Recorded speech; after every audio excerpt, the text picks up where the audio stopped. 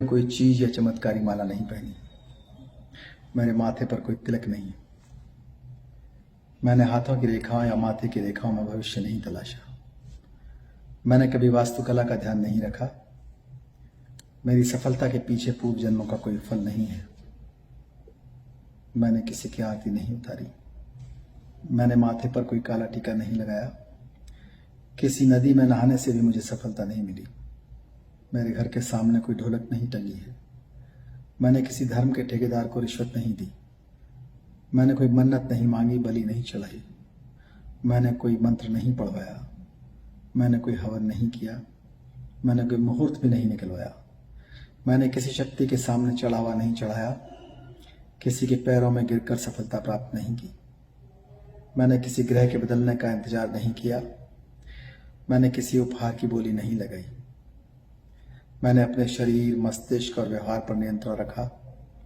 मैंने जीवन में बचपन से ही कड़ी मेहनत की, पढ़ाई की, खूब रुचि और गंभीरता से पढ़ने वाला विद्यार्थी रहा। जब फेल हो गया और अधिक परिश्रम से पढ़ाई की और ध्यान से पढ़ाई की, नई रणनीति तय की, अपना समय प्रबंधन किया, गुरुओं से मार्गदर्शन लिया, माता पिता से प्रेरणा व आशीर्वाद लिया, मित्रों से सहयोग लिया, उधार लिया, सफल लोगों से जलन नहीं की, अपने से अधिक सफल लोगों से मार्गदर्शन लिया, उनकी खासियत देखी, उनकी कमियों को महत्व नहीं दिया। मैंने महामानव बुद्ध, सावित्रीबाई फुले, ज्योतिबा फुले, बाबा साहब डॉक्टर अम्बेडकर के जीवन संघर्ष और उद्देश्य को समझा और नैतिकता के रास्ते पर चला, विज्ञान के रास्ते पर चला। मैंने पुरानी परंपराओं, उत्सवों पर समय, धन और ऊर्जा नहीं गंवाई, अपने चरित्र को बनाए रखा तथा रोजमर्रा के झगड़ों से स्वयं को बचाया, किसी प्रकार का नशा और अहंकार से अपने आप को बचाया। दूसरों की हंसी उड़ाने की जगह मैंने दूसरे की कमियों को सीख की तरह माना।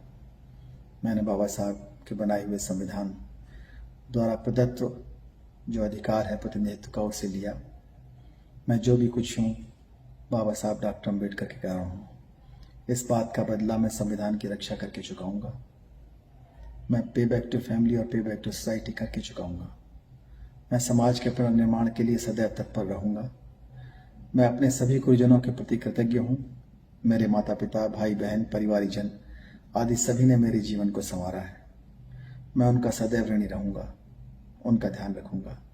साथ ही मैं अपने परिचितों, मित्रों, छोटे बच्चों, विद्यार्थियों से यह अपील करता हूँ कि वह किसी अंधविश्वास के भ्रम में न पड़कर मेहनत